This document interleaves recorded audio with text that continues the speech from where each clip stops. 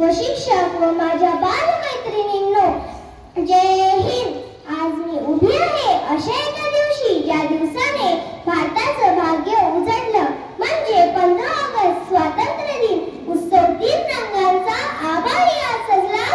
प्रथमस्तक त्या सर्वांचे ज्यांनी भारत देश घडवला, ज्यांनी भारत देश घडवला. स्वातंत्र्य दिनी झेंडा फडकतो, गीत वाजतात, भाषणे होतात, पेढे वाटल्या जातात आणि दुसऱ्याच दिवशी विसरलं जातं सगळं. मग सांगा, हेच का स्वातंत्र्य? मैत्रिणींनो, तुम्हीच सांगा, स्वातंत्र्य म्हणजे काय? फक्त घोषणांची आरोळी, फक्त झेंड्याचे सारे सिलके? नाही रे नाही. स्वातंत्र्य म्हणजे स्वतःच्या जमिनीवर गर्वाने उभं राहण्याचा अधिकार, स्वतःचे विचार करण्याचे स्वातंत्र्य, अन्यायाविरुद्ध उभं राहण्याचं सामर्थ्य.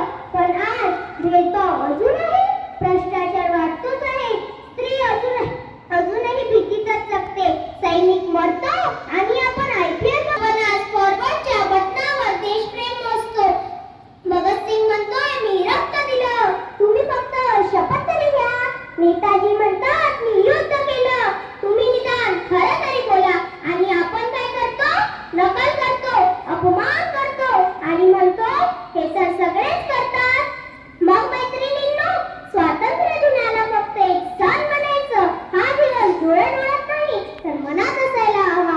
आज मी जिथे उभी आहे तिथे मी फक्त एक वाक्य ओरडून सांगे, झेंडा फडकवणं सोपं आहे, पण त्यासाठी योग्य असणं कठीण आहे. आज ठरवा, रणात उतरलेला भारतीय होईल, मी झेंड्याला सलामत करत नाही, तर देशासाठी कधी सज्ज राहील.